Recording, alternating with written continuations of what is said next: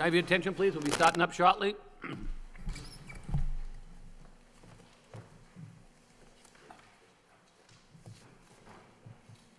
Good evening and welcome to the Lowell Planning Board for Monday, May 20th, 2019.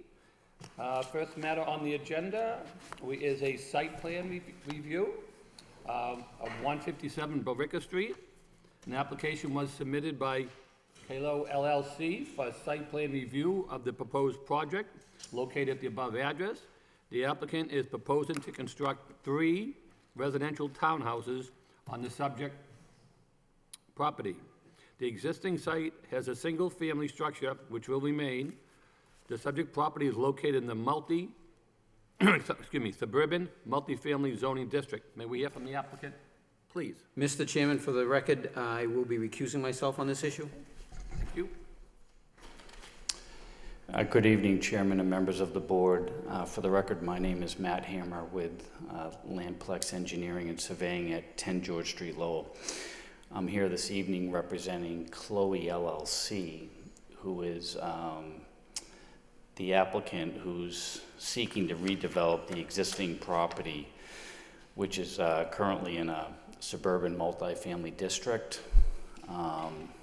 The lot size is 25,700 square feet. It's shown here in a narrow fashion that extends from Billerica Street back to the Concord River, with the street opposite of the street is Acton Street. You'll notice that there's a big utility easement that transects through the property, and what that does is it limits the development potential of that property, because the easement for that electrical easement prohibits structures themselves. So the physical structures of buildings are prohibited in the easement. Right now there's a single family dwelling here. There's an existing drive that wraps around the property. There's a wooded area back here. There's a shed, there's a little pavement area in the rear. And we've also conducted a test pit for the drainage system that was witnessed by the city engineering department.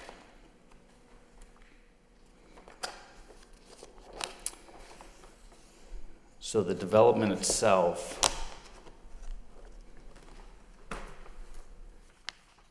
is to propose 3 additional units to the existing dwelling. Well, in addition to the existing dwelling. So the existing dwelling is here. This is the existing drive. And we're going to propose a townhouse next to the existing dwelling that'll also have a space inside the townhouse and a space outside, so it'll have 2 parking spaces. Excuse me, let me take that back. There's going to be 2 spaces out in front, no garage on this unit. There's also, on this single family, there's going to be 2 spaces for that. The 2 townhouses in the rear will have a garage and a space out in front, so each one of those will have 2 spaces. And then there's going to be a paved area here to get in and out of those parking spaces. And that part can be within the electrical easement itself.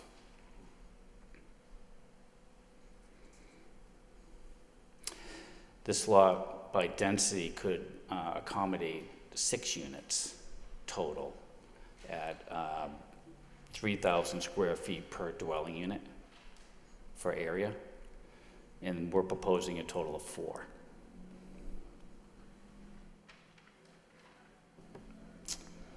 So essentially the site's going to have a subsurface drainage system on it, sewer and water connections. And there's a sewer easement up next to the property, so it's convenient for us to tie into sewer right into that existing system that's adjacent to the property, to the abutting property at 147 Billerica Street. Today we received all the comments from the municipal departments, so we haven't had a lot of time to go through all of those comments. So we're anticipating that we'll be able to address each and every comment. I have gone through them quickly, but all of them seem reasonable and things that we can work through. And what we would be doing tonight is request for a continuance so we can take care of all those comments.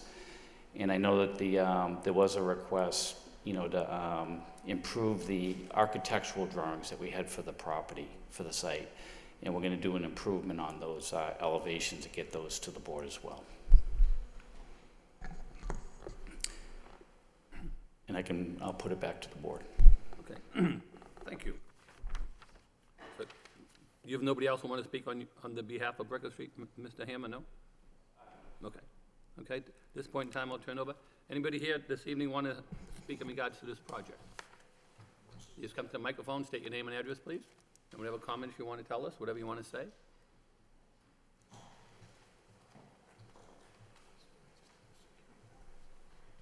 Hi, I'm Allison Chatfield, 19 Acton Street. So we're basically at the end of the street abutting Billerica Street where this are proposed to be built. I guess my first question is, we've gotten this notice. It almost seems like this has already been approved. So, okay, well, I myself and, the people around us all have very much concerns about the traffic in the area, the congestion, the cars, the parking. Even on Acton Street, we've had to call the police in the winter so the plows can plow the street. People park their cars and just leave them. The street is not wide. Billerica's the same way. It's like a raceway. Currently, you have traffic zipping through there. It's full of trash, and he's mentioned that there's a wooded area next to the home. If you drive by there right now, it's full of trash. There's good 10, 12 trash bags sitting there. I just feel that this is going to add congestion to the area that's in an already congested area. And I just don't agree with it. So I just wanted to voice my opinion. It almost seems like it's already said and done. No, it's not said and done, ma'am. This is a Okay. public hearing, comes before us for the first time. This Okay. is the first time I've seen these plans and these comments, so. Okay. Because, they issued, as an example, the end of Acton Street. I live in a townhome myself, but across from us are very large townhomes. He speaks of a large square footage. In that large square footage, a large family can live.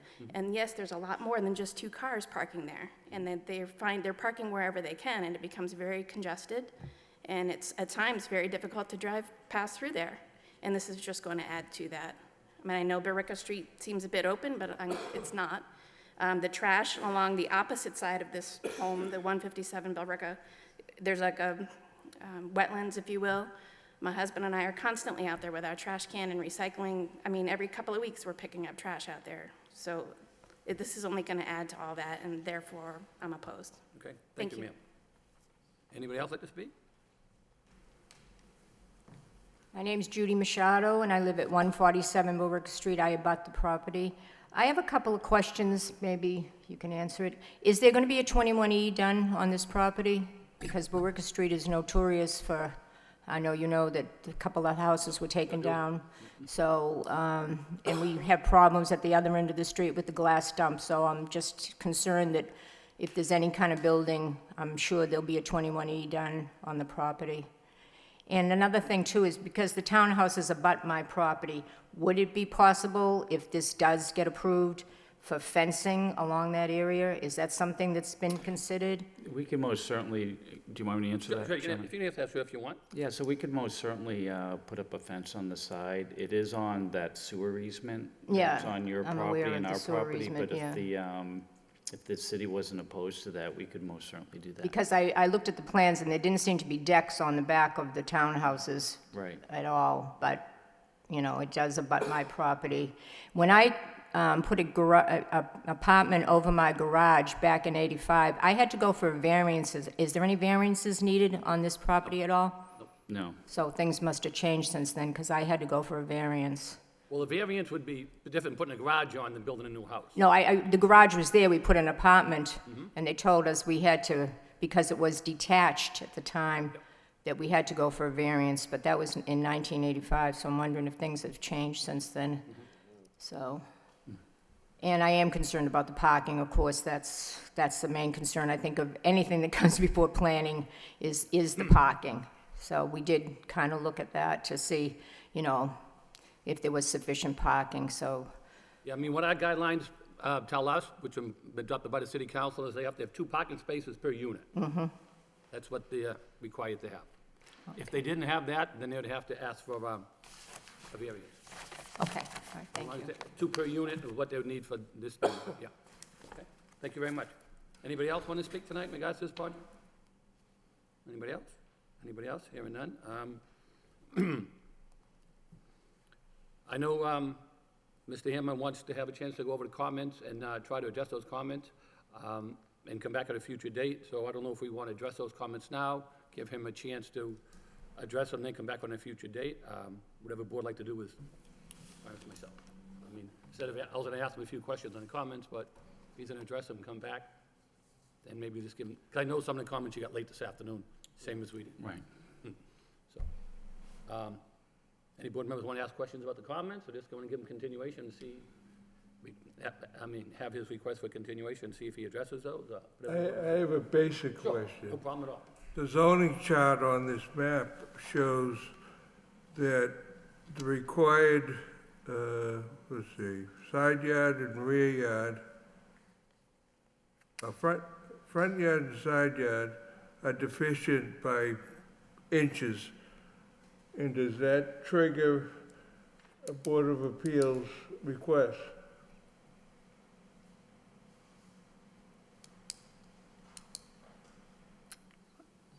It's my understanding that they're pre-existing, non-conforming, so But you're I'll leave that up touching to the Department of Planning and Development to make that determination. But you're touching the site and redeveloping it.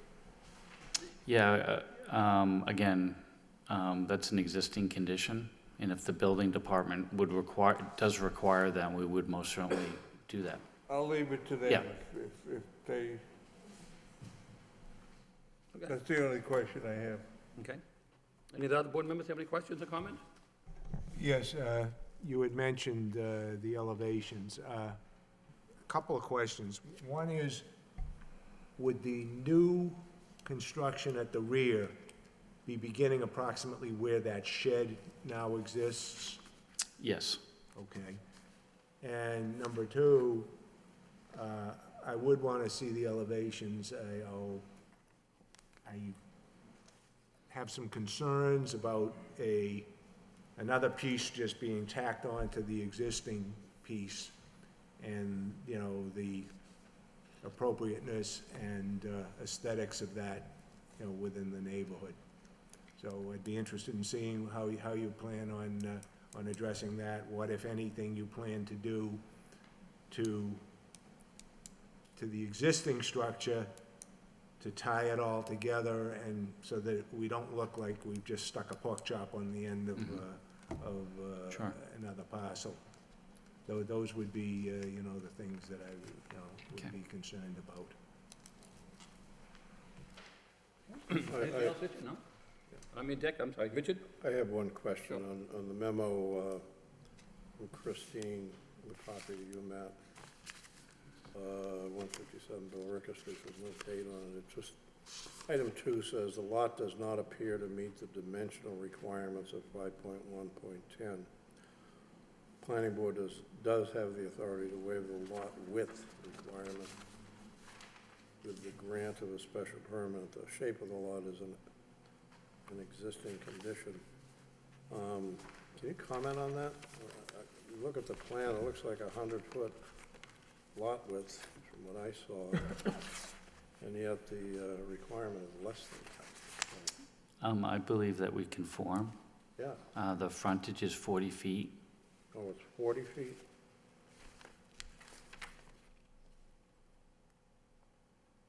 And nowhere on the lot is it less than. In the rear section, it's 51.5 feet. In the whole front section, it's 100 feet.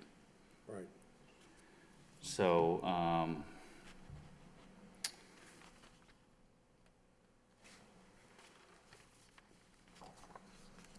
I believe that if, the way that my understanding the zoning reg reads is that you have to have the required lot width to 80% of your required frontage. Right. So you could be as low as 30-something feet. But I'll look into that and discuss that with DPD and just get clarification on that All right, for you, I Mr. just Lockhart. don't see the Yeah. 40 feet on the print. So, That's what confused me. yeah. All right, thank you. Okay, thank you. Caleb, any questions, comments? Sure. I went to the site to take a look, and then the landscaping around the existing structure is all asphalt. So, but then your plan is green. So, do you plan to like redo the landscaping around the house when construction is going on, or is green The because front, it's so? the front that's grass there now will remain. There is some grading in the back that's gonna require some removal of that existing asphalt, and we'll regrade that whole back section. Okay. But essentially, the way that you see that rendered site plan right now will be green. Okay. If that answers your question. We're gonna propose 2 street trees down on the roadway. Add some additional landscaping along the road. So I know that's been a goal of the cities to incorporate some street trees, so we incorporated those into the design. But it will be additionally landscaped. Okay. And another question is, just to confirm, there is no garage on the existing structure right now? Yeah, that's my understanding, Okay. is the garage is on the 2 units in the rear, but I'll get clarification on that with the architect when we come back with some updated drawings. But I do have 4 spaces out in front of those 2 units that would comply to that parking requirement. Thank you.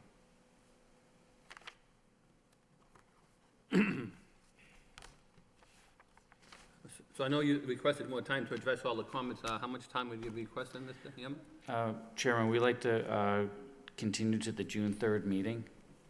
I'm anticipating that our changes are going to be fairly minimal. Okay. And that I'll just have to check with the architect tomorrow in terms of what their timeline is. But if we can't provide those architectural drawings in a sufficient time frame, then we would go to the meeting after that. So we have a request for continuance. What's the request of the board? Mr. Chairman, I make a motion to continue the hearing until June 3rd meeting. Motion's made. Do we have a second? I second The motion made and second. All in favor, say aye. it. Aye. And we have 5 in favor and 1 abstaining, okay? Thank you. Good luck. We'll be back here on June 3rd. Thank you very much. A lot of questions on that one.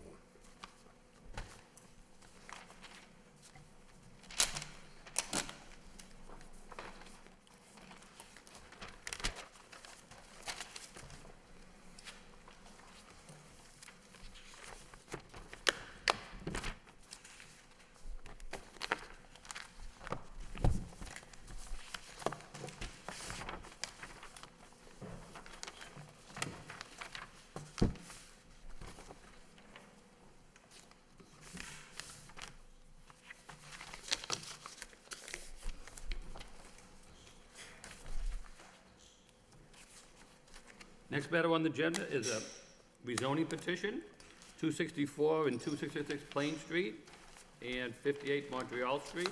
The proposed zoning amendment to extend the existing light industrial zoning district to include the area of the above-named addresses. The subject properties are presently zoned traditionally two-family. May we hear from the applicant, please? Thank you, Mr. Chairman, members of the board. For the record, my name is Attorney Stephen Geary. I'm here with my brother-in-law partner, John Geary, as well as Jeremy McSorley, who is one of the managers of Pineapple Realty Trust, who is the petitioner in this case. As you've heard the chairman identify the issue tonight, my client is seeking a zoning extension before the city council, which I believe is June 11th. And as you know, we're required to go through this very important step to come before you as the planning board, and we're seeking a favorable recommendation for this zoning extension. And if I can direct you to the plan that we submitted, that would be the zoning district extension exhibit plan that you have. I believe everybody has a copy of that. And just for simplicity, if you could orientate yourself from the Quebec Street side.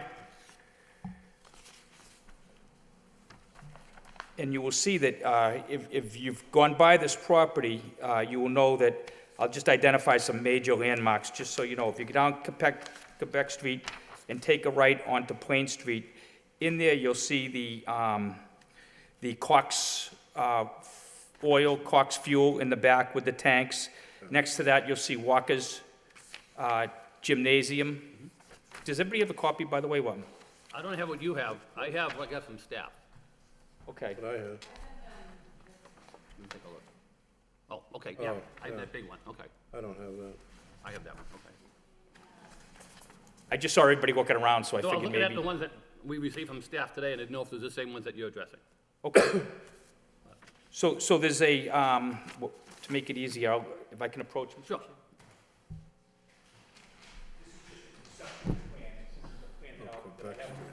Okay, yeah, she gave us this on okay, yeah, we have a copy of that part, okay. Yeah, we do have that, yeah, right, the small one, yeah. Yeah. This is the one, Yeah, okay, this is the one that I'm referring to, it shows the zoning. okay. I have a copy of that, yeah. Yeah. Start keep Yeah, going. we received those from staff today too, yeah, yeah, we have that one. Just got these little ones. There you go. Yeah, right here. It's this piece here they're talking about, right? Yes. Yeah, Yeah, okay, yeah, yeah, just that spot, okay. yep, okay, we got, yep. Could, as you refer to these, could you mention, refer to the numbers when you were mentioning which property was which? This is essentially the same one, yeah. All right, there it is. So as I said, if you could orientate yourself from the Quebec Street side, and you can see the biggest building on there would be 4665, and that is Cox Fuel. And behind that, with the part that sticks out is 4665-285, and that's Walker's Gymnasium. And the land that we're referring to is behind all that. So really, where you would see it is if you come up Quebec Street, there's one residential house right before it and no other residential houses, and you'll see that it goes all the way back with telephone poles on a straight line.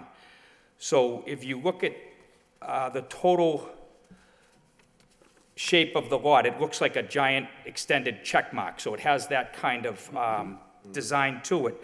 And what we're requesting is, since the lot line dissects a light industry and a traditional two-family, as you know, they look to use the less burdensome zone, which would be the two-family. In this case, that's not practical because it only lends itself really to commercial development. He had his engineer look at it, and it really doesn't support any more than one, possibly two homes that would be looking at oil tanks and pretty much light industry buildings, which would not be conducive to residential development.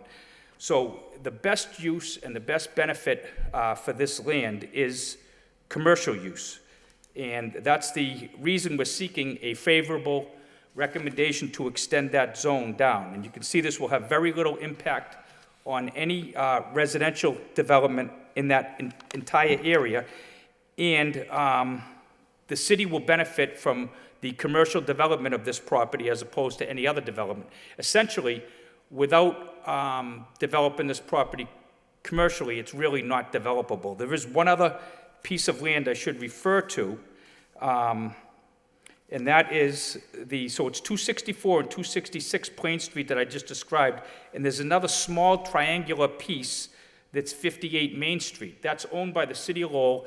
That has been determined to be surplus land, and if you look at the plan you have in front of you, and you look towards the back of the plan, you'll see that there's a little area that jets out to like a triangle. And that's owned by the city, as I said, and it's under 900 square feet. It's really not usable to anybody but to Mr. McSorley, who has all of this property under agreement, except for that little piece by the city, which he would plan to purchase. So this is about an acre, 1.1 acres total of land, and all of the commercial development, the building would be in the back. So if I direct you to the plan, the conceptual plan, you'll see that coming in from Quebec Street, there's plenty of parking, there's plenty of green space, and way in the back of the property, way back in the end of the property, away from the street, you'll see that's where the proposed commercial use would be. Now, we will be having a plan done for the city council with the meets and bounds and all of this included in that, but this is just a conceptual plan. He's not positive as to what he's going to do there yet, but it will have a commercial use. So, when we look at it, and the engineer, it's the most productive use of this land, and without doing this commercially and extending that zoning line down to light industry, it's really undevelopable land. So we're asking at this very important stage to have your favorable recommendation to the city council, which, as I said, we plan on going before the city council for vote on June 11th. And I'm willing to answer any questions that you have about this property, but if you go by the property, you will see that it's very much LI as opposed to residential in that area, especially where it's towards the back of the lot. Councilor, at the very beginning, I didn't catch you at the beginning. So what number did you say was Cox Fuel? You said it was a number? Yeah, so Cox Fuel is 4665-290. Oh, yeah, right here. Oh, right there. Then, Oh, okay. All right, this one here, okay. And then, what did you say? then Walker's is 4665-285, and that's as you kind of go around. Then if you were going by Walker's and then going back onto Plain Street where you go over the bridge, in back of there, over the bridge where it's all wooded, that's where this building would be. So it's really hidden in the back of the lot. It might not even be visible from Quebec Street where the home is there. Oh, it was hard to find going up there, believe me. Yeah, no, it is. It's hard, and we knew where it was. And I went to Montreal Street before, too, so, I We mean, knew where it was, and it's hard to find. There's also a part of the land there that's unidentified. It's owned by the railroad. It's unidentified. It doesn't have a zoning, but that would be incorporated into this as well. So there's plenty of room here to do to use it as a LI use commercially, and it does not lend itself at all to residential development.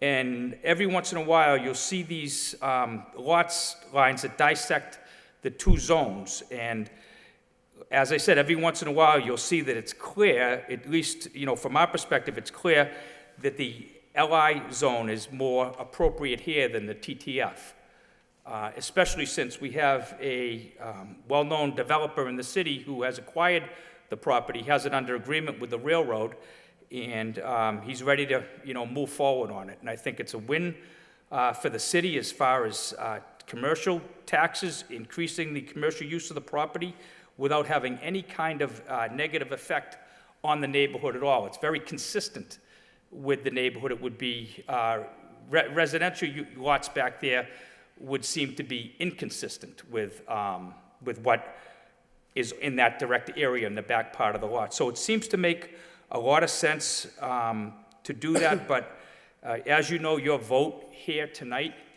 is crucial. A favorable recommendation for the extension by this board carries a lot of weight.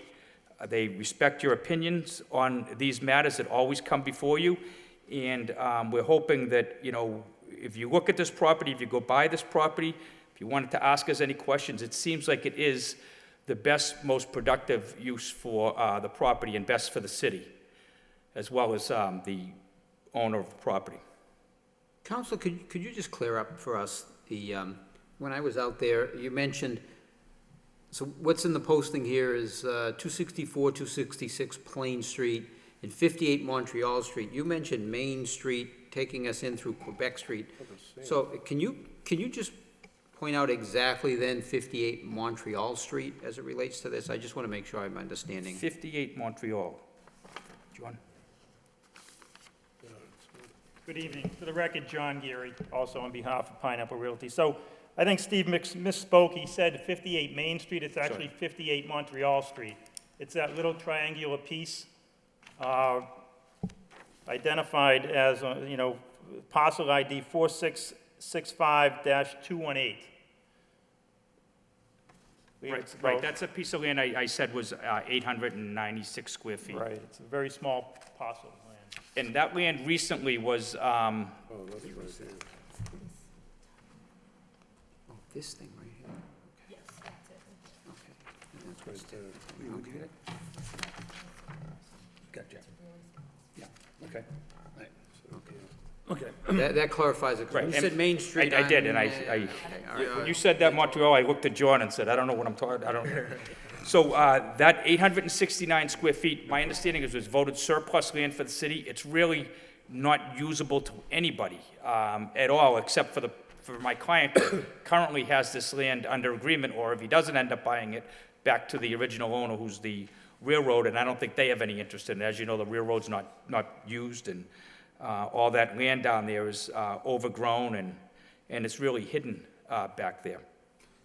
Now, where this goes back with the power lines, because when you get closer to Quebec Street, there's actually, looks like a fenced-in area, transformers or whatever's, so does this run, there's just abut that property, and it looks like there's a residential home, but it looks like it's being used by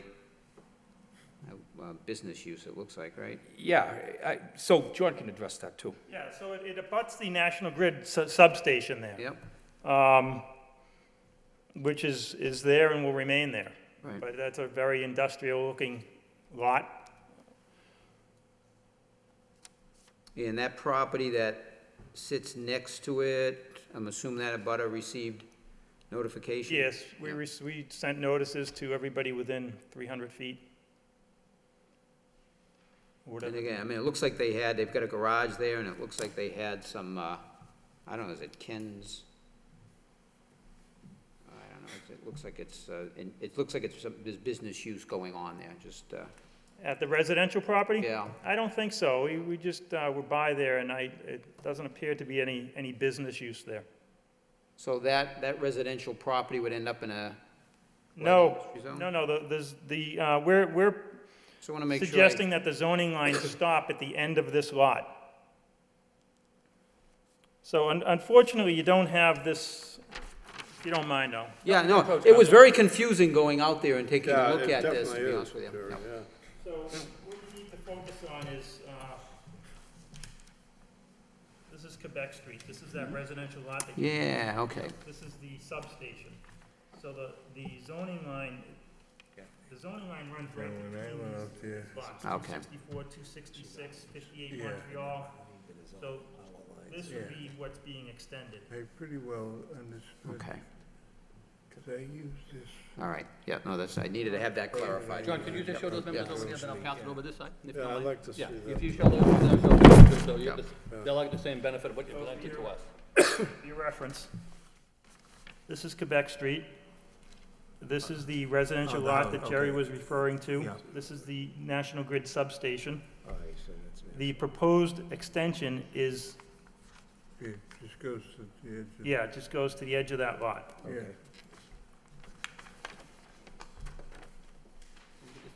Caleb, do you mind coming over here? So Oh, Vic sure, doesn't have to get up, I know you're a little younger than he is.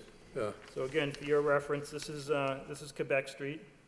Yeah. This is the residential lot, this is the National Grid substation, and the proposed extension line just runs down to the, Thing is, you got all along, these, abutting that residential lot, running into the, know that along the telephone these are poles, owned by, and out towards that old, LTC, towards Plain Street, okay. and these are owned by. consisting of about an acre.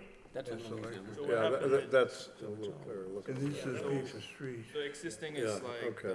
the This zoning one is line is too. basically, Yes, that dashed line is the zoning line. which is in the Runs middle right of in your the lot. middle of the lot. Okay. But that would be some. Good, yeah, I'll thank leave you. this up here if you guys have any questions. Yeah. Yeah, that, Or the requested abandonment. So what we're requesting the city council is just to move that line down, and as John just explained, it will come right before that residential house. So if you're driving up Quebec Street, then you'll see the residential house on your right, and it does have a little bit of a business look there, but we did see cars and people there tonight on our way over, so it seems like it is being used residential. But that would not affect that lot, because this, you would take a right after that house, and that's where the access to the back of the lot would be, and you'd have to go quite a bit back to get there, and that would provide plenty of green space, parking, and to clean up that area. If you look back there now, you just see a row of telephone poles, and it's kind of, it kind of looks like when you look in the back of any kind of utility station where it just has wires and poles and tracks, car tracks, and that's what's there now. What would be there if this is extended would be a very well-built, neat commercial access down to a building, commercial building that would be pretty much hidden from the street, but not hidden from clocks and walkers, where it would, fit into that same kind of community they have there, which is more of a commercial business type community.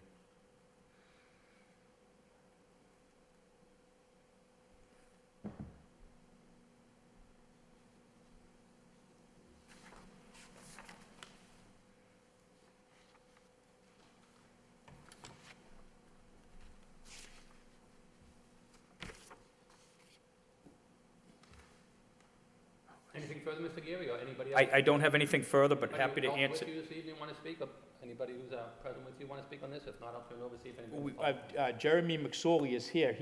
Unless he has anything to say, he doesn't have anything to add, but, he and his wife are here, and you may, green a landscape, or you might be familiar with the major projects they've done throughout the city, but if this is eventually recommended favorably by this board and then approved by the city council, it's in line with everything else that Mr. and Mrs. McSorley have done. It will be a Class A project. Anybody here this evening want to speak in regards to this project, besides from what we've heard so far? Yes, ma'am. My name is Carolyn Cox. I am an abutter on 3 sides, actually, for the property, and I have no objection. I abut the property, the entranceway on Quebec Street, Cox Fuel, and also I own the Walker's Gym building. So this would be directly behind all my property. And it's a mess back there. It really needs to be cleaned up. Obviously, the railroad, people dump back there, so I think it would be a big improvement to the area. So, just my opinion. Thank you very much, ma'am. Anybody else like to speak this evening? Anyone else? Anyone else? Anyone else? This time I'll turn it over to any of the board members have any comments, questions? If anybody wants to look at the plan, I can pass it around. Anybody want to see this further? You want to see this again, Caleb? Are you all set? No, so, Any board members? Go ahead. Mr. Chairman, I Sure. just comment, especially when we're looking at any kind of a rezone, and especially with light industry. Matter of fact, most petitioners come here to try to rezone light industry into something else. And the city's master plan actually discusses how valuable light industry zoned property is in the city of Lowell. And in this particular case, as Carolyn Cox mentioned regarding her business, to be honest with you, one of the biggest concerns I always have is potential conflicts with 2 different types of zones. And truthfully, having traditional 2-family right behind the light industry, God, if somebody actually put some homes back there, the people would be complaining about the use of the light industry. So I think there's more potential for conflict with the way it sits right now. And the proposal would be in keeping with I think the existing conditions that really predominantly in that particular area. So from that perspective, I certainly would be in favor of the proposal, Mr. Chairman. Thank you. Mr. Studsky? Yes, I too am in favor of this, specifically what goes there and how it's structured and so forth is a discussion for another day. Yeah, we'll be back here with We'd be that. back, you'd be back before, be it planning or ZBA or whatever. So, I think making it light industrial based on the existing conditions in the area and, the use of the property makes perfect sense, and, I would support that. Thank you. Wow. Yeah, I too think that this is a good thing to do. It's rational to do this because, it improves an area that has been an eyesore for a while. All these old railroad properties are yeah, just vacant and abandoned, no one's taken responsible for them. I think that this rezoning would be consistent with the master plan more than rezoning some of this LI area into residential, so I'm going to approve this. Thank you, Mr. Malovich. Richard? Yeah, I'm in favor of the rezoning as well. I think it would make a great improvement to the area. It's very confusing, that whole area. This would clean it up. As you could tell from my presentation, it was very... Yeah, no, yeah, really. So in short, I'm in favor of what you're doing. Colette, any questions? No questions, but I see the benefits of making use of the underutilized land. I also did a site visit, and it's confusing back there. She's trouble over there. Thank you, Mr. Chang. Thank you. So what's the request of the board? Mr. Chairman, I'll make a motion to send a positive recommendation to the city council for the proposed rezoning of the, of 264, 266 Plain Street and 58 Montreal Street from TTF to light industry. I'll second that. Motion made by, who's second by? Okay, motion made and second. All in favor, say aye. Aye. Chair votes yes, so you got 5 in favor, none against. Good luck, council. Great. Thank you, Mr. Chairman. Thank you, gentlemen. Council, I'll give you this one map back. That's right. That's the best one to illustrate. Yes, you're welcome. Yeah, good deal. You're welcome.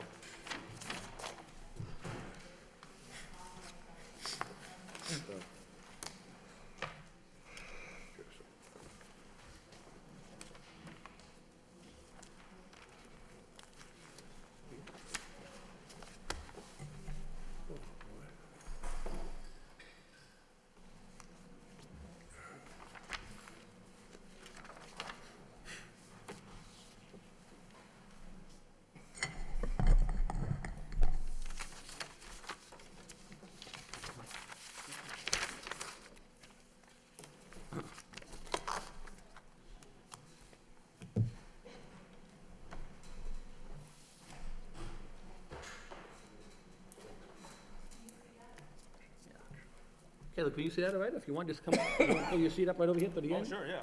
Or can you see it on that one? No. I can see that Oh, one, okay. but I'll join the rest of Sure, if you like, to come over there. You can come sit over here. If you pull a chair, if you want to sit with their table or us, whatever's more comfortable for you. Okay, moving along on the agenda, we have, under other business, we have the Lowell Open Space and Recreational Plan presentation. Hi, thanks so much for having us. My name is Giovanni Baez-Rose. I'm the design planner with the city of Lowell. Christine McCall and I spent the last year and a half working on getting a new open space plan for the city. Well, nice to meet you. Welcome. Thanks. So, how do I change this? Oh, there it is, okay. So what is an open space plan? An open space plan helps us sort of define what our community goals for all of our open space and public parks in the city. It helps us set a vision for what we want those parks and open spaces to do and how they respond for, how they provide for people in our community and whether or not they're meeting the needs that people want as far as recreational opportunities within the city. It helps us identify ways to conserve open space or expand open space depending on what becomes available to us. And it helps us just act as a facilities management sort of tool. It assesses what we have in stock, what are in our facilities, and what is it that people are looking for. And very specifically, an approved open space plan with the state's Division of Conservation and Recreational Services allows the city to apply for and receive state funds that help us pay for improvements and expansion of our parks and open spaces. So we actually need to have a plan approved by the state in order to qualify for state grant funds. During the process, we've reached out to hundreds of people through online, in person at every single neighborhood group meeting. We went to community events. We did focus groups with the city's Disability Commission and a couple youth organizations because we've recognized that in the past those voices haven't been as included in this process. And after every one of these major events and public meetings and neighborhood groups, we wrote reports to keep people updated, understanding that it's difficult for people to attend meetings in the evening. We wanted to give people an opportunity to sort of understand what it is that we've been hearing from people and provide options for people to give us feedback even if they couldn't attend. So we have a lot of robust information available online and had a really expansive outreach list that we emailed to pretty regularly to keep people updated. Throughout the year-long planning process, it became pretty quick that there were, became very clear that there were goals that were starting to sort of float up to the top at every meeting. We kind of heard the same things over and over. So we structured the plan to encompass sort of 6 general goals. Pedestrian connections and experience, just making the city easier for people to get around and to connect to open spaces. If I leave my front door, I want to be able to get to a park or an open space or a recreational opportunity with ease. Cycling infrastructure, not just as a mode of transportation, but as for recreational opportunities as well. Water-based recreational opportunities, that included splash pads and pool access, riverfront access, but also just people's ability to be close to our canals and our walkways, things like the Concord River Greenway. And so maybe not necessarily swimming specifically, but having access to all of the water that we have here in Lowell. Improve maintenance, security, and preservation of parks. That was something that we heard over and over quite a lot from people. Just in general, people having opinions about the sort of state of maintenance and security and ideas of ways that we can expand and improve on those things. Improving the communication to the public, just meaning, you know, we have a lot of fields, we have a lot of programming that's available to people, and do people know everything that exists, and do they know how to get access to that information and where to look for it? And so what can we do as a municipality to improve that information? And to increase the recreational opportunities and improve their existing parks. Like, what is it that we have in our parks? What is it that we're missing? One of the things we asked people at some of our public meetings was, you know, if you leave Lowell to do something in another town, like, what is it that you leave Lowell to do, and is it something that we might be able to provide here? So asking ourselves those kinds of questions and trying to figure out whether or not the facilities that we have are really meeting the needs of our current residents. And so we heard all of that, compiled this report, which we sent to the state, and they came back to us with a few sort of minor housekeeping edits that they suggested, but there were a couple that were a little bit more substantial that we tried to address in this draft before we present them a final. One of them is that previous years the state allowed the city to do a 5-year open space plan. Now they've actually extended that to 7 years, which we're going to take them up on. It'll give us more of a chance to, it'll give us 2 extra years to achieve some of the things that we set out in our goals. We had to update all of the things that we have identified as something that we'd want to do with a potential funding source. They want to know what is it that the city's thinking besides state grants that we might be able to use to get some of these projects underway.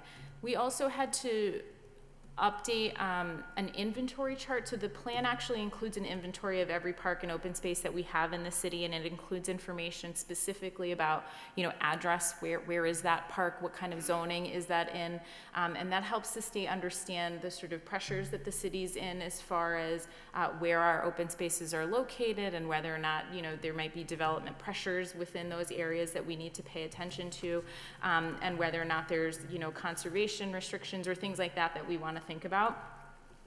Current and potential use, they kind of, you know, are we maximizing the uses of our spaces? Are we thinking proactively about them? Are we balancing active and passive recreation appropriately? Not everybody wants to go, you know, play football or baseball or soccer. Some people just want to have access to outdoor space, and so trying to identify whether or not we have an appropriate balance was something that we tried to think about as well.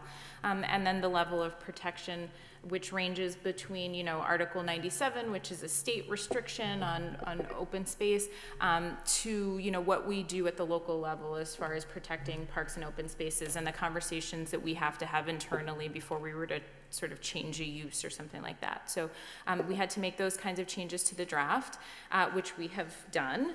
And now we're in the process of sort of getting this final approval done. So we have conditional approval from the state, which is essentially them saying, we've reviewed your plan, we liked it, but here are some things we'd like to see changed.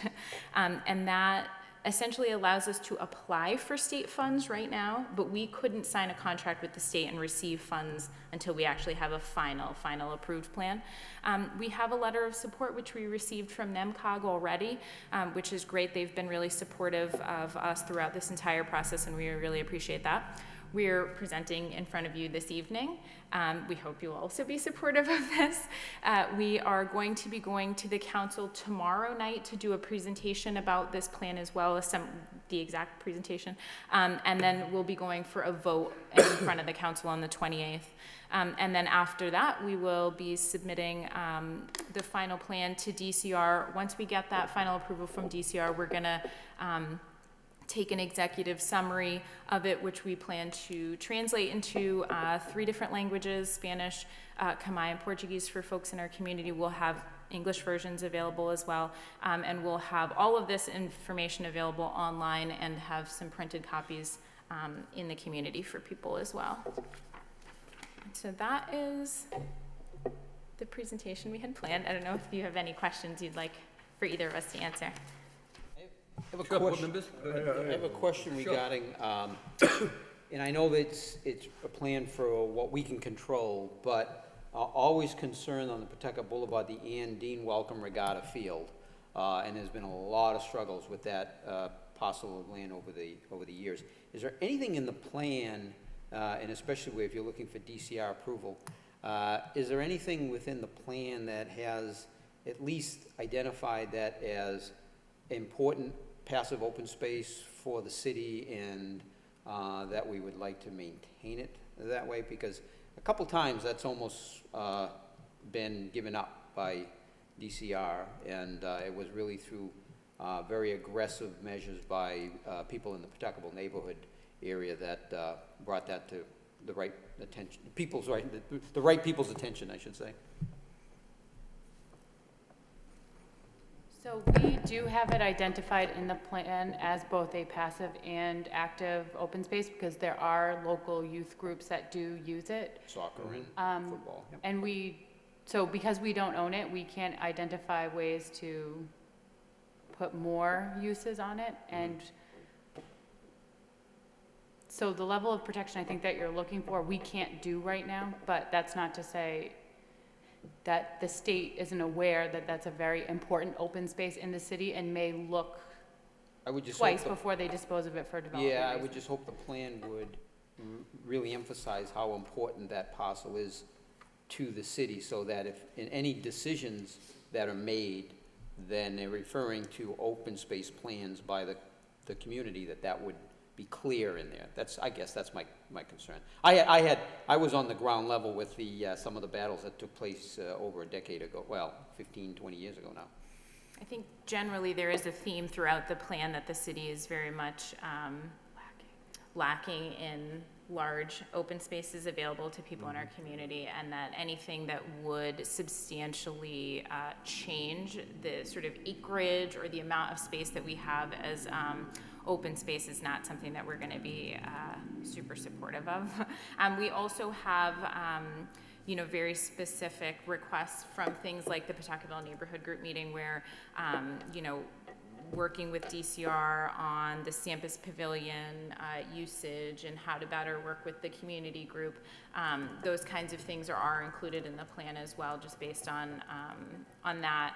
And the state forest and access to the state forest, and whether or not there could be more guided tours in the state forest. So there are several places where we do specifically bring up efforts to try to continue increasing dialogue with folks in the state for parcels that we don't actually own and can't control entirely, but that we'd like to be a more of engaged partner in how those spaces are used. Yeah, I'd like it to be a document that an elected official can be speaking with somebody, whether it be in the legislature or whether it be someone from DCR, and say, look, this is a critical piece of property to my community that I represent, as identified in the open space plan. So I just, I know we got the plan late today. It's 100 and, I looked at the action items.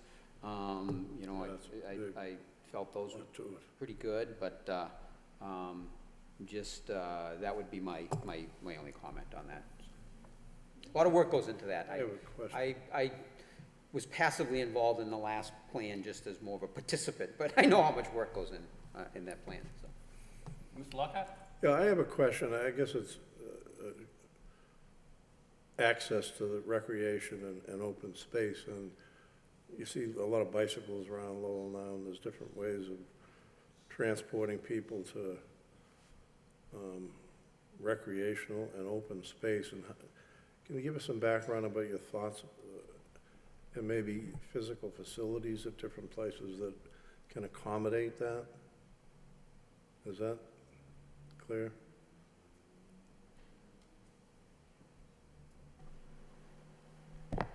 If I'm understanding you correctly. I mean, you're gonna equip these certain places with bike racks and different things like that.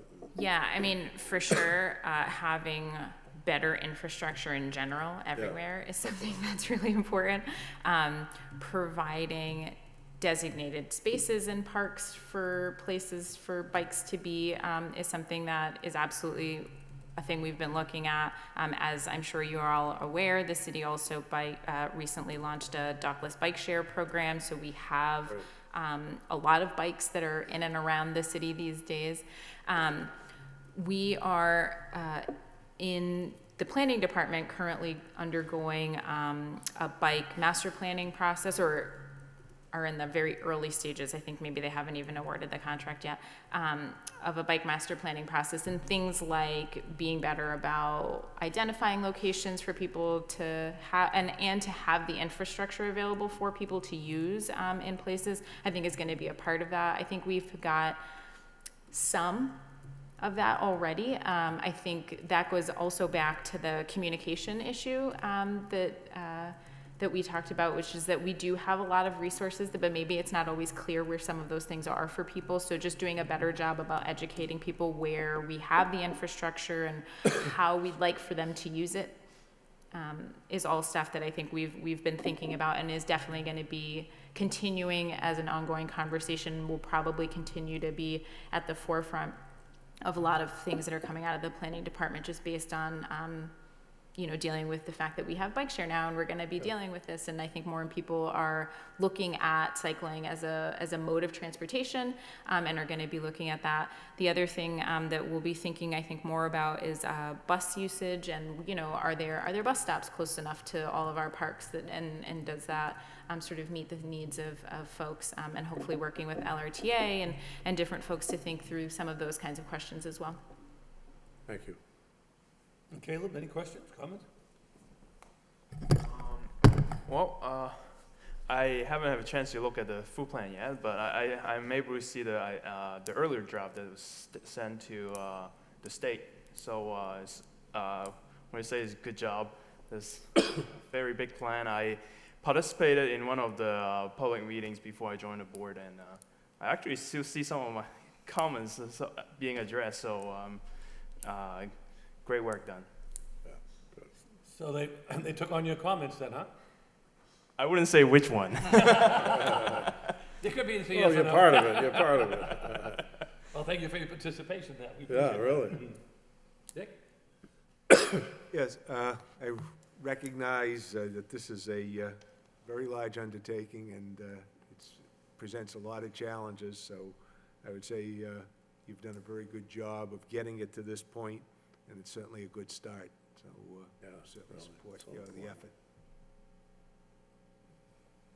Bob, any questions? Yeah, I just wanted to reinforce Jerry's comment about the Garfield. I went through the whole process, and I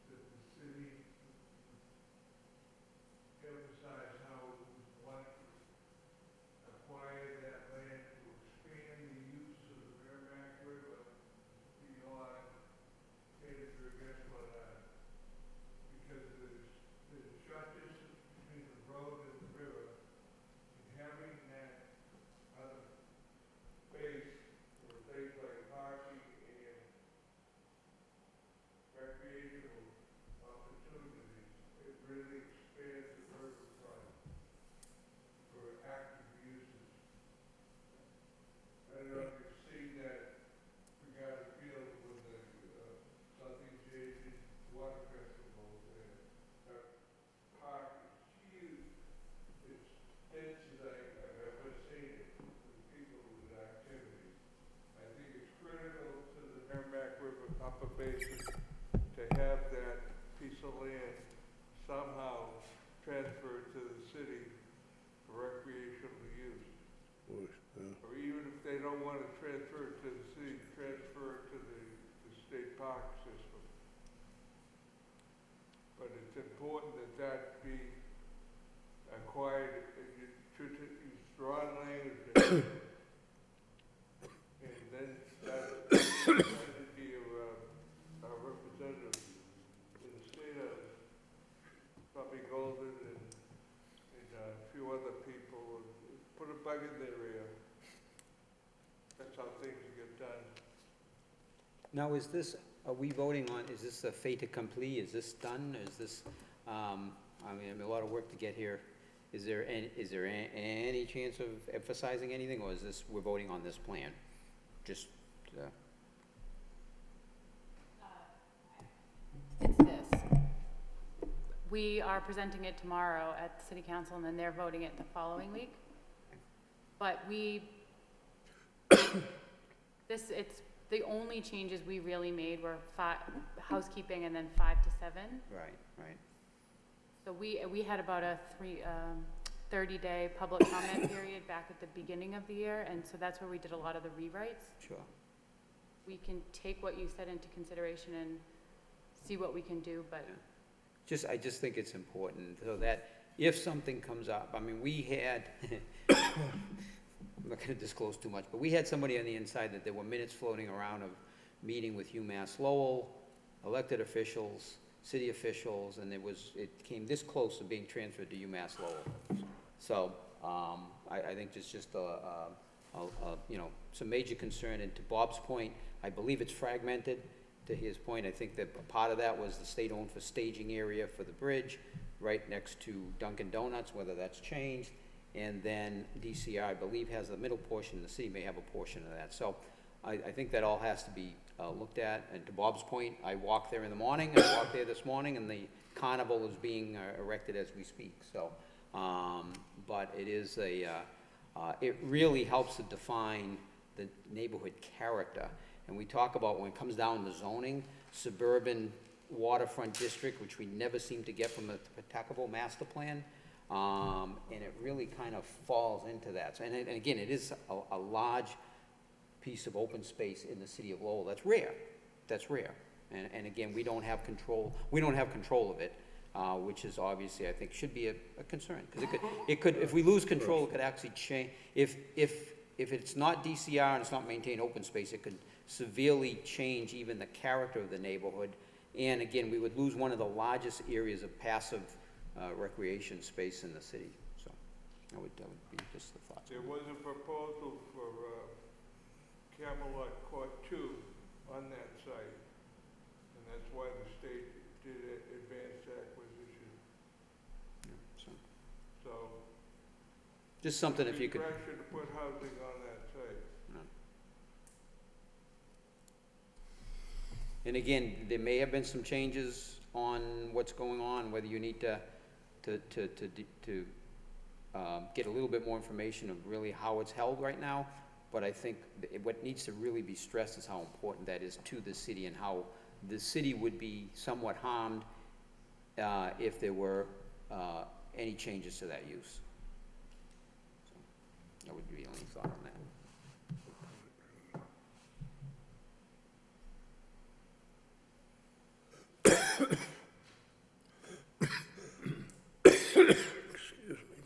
So for tonight's purposes, you're looking for an endorsement by the planning board? I'll make a motion, we endorse the plan. I'll second the motion. All in favor? Aye. Can we, for discussion purposes? Yep. Can we do a conditional approval, or is that, I mean, be true, I mean, if it's something you can't, if it's something you Well, I can't, mean- that's fine, Just We to- did have a year-long planning Okay. process, and we did have an open comment period, so I mean, we can do that. We can do that. I just, with, So I mean, a lot of things you'd have to look into is, number one, who owns all that land out there? well, we have an inventory, we just Oh, okay. didn't have the answer for you off the Okay. top of our heads. But we do have an inventory of who owns the land. It's in the plan. It's in the plan. We do indicate that we want to maintain open space in the city, like Giovanni said earlier. We don't control the land, so we are limited to what we can say, what we're gonna do with it. We do highlight that loss of acreage in the city. I would just like to say, if we could even specify where it's even more important for anybody looking at that for guidance, is that because we don't control it and it is valuable, that anybody should be taking that into consideration if they're making, if they're looking at this property. Like I said, UMass Lowell had their sights on it some years ago, probably, about 15 years ago. Probably still do. In the interest of advancing the plan, could we offer our support of the plan as written, and then as a second motion, offer our request that that be looked into and, forwarded in. Just, I think it just to be a bullet item in the plan, that's all. Again, understanding we can't control the use, but I think it just needs to be very clear that it's an important parcel as identified in this, not in general, as identified in the open space and recreation plan.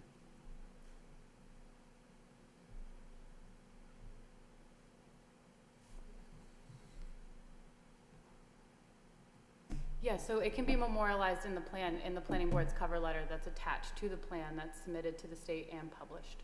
That would be good. That's- So how would you add that in, just for clarification? So this plan was written from a year-long public Yeah, I participation understand that, so process, I'm- so we don't really have any ability to change it Right, now. but I'm just saying, so in the You motion, don't want to hold it But up. Make a you motion can to do a approve. motion, because we have to write it up, and we actually have to submit a review letter from the planning board to the state. Okay. So we can memorialize these comments in that cover letter to the state. And the copy of that letter is in the official final version that's available online, at the library, in DPD, and the city manager. That's good, I think that would be, I think it would be critical, yeah, Okay. yeah, okay, no, I'm so good with that. I'll amend my motion to include, Yeah, yeah, all that, as Jerry and Christine mentioned. Correct.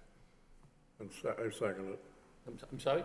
And Richard I seconded. second it.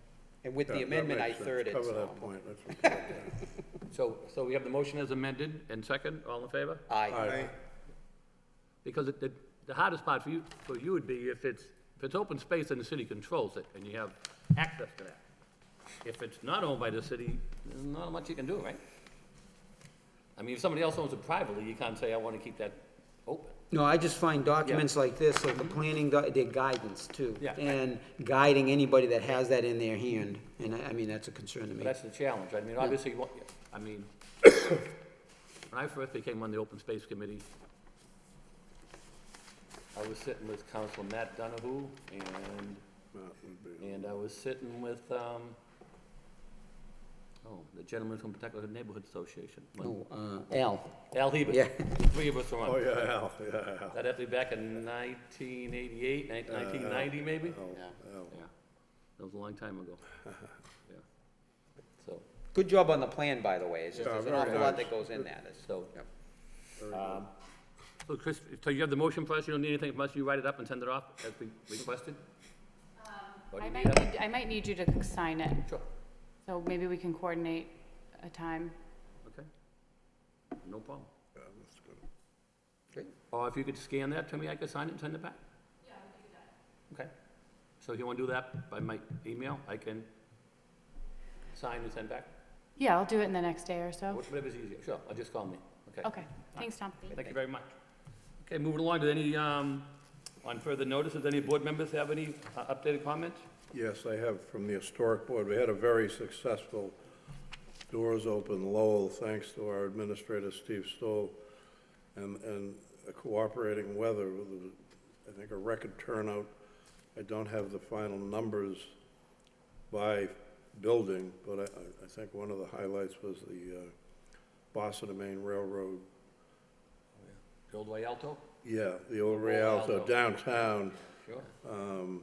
It was very popular. We had support from the National Park. They provided a shuttle service to bring people around the city. And, you know, we're gonna shake that down and make it even better the next time. And just really a good program this year. Secondly, we do have a special meeting called Wednesday night, the 22nd, at the Arthur Hammer Conference Room for a hearing with National Grid. They're building on School Street on the corner there, I think it's Rock, that's partially boarded up. They want to tear it down, and we have to go through a process to justify that. We've actually asked them at a prior hearing, their structural engineer presented some information that would justify a tear down.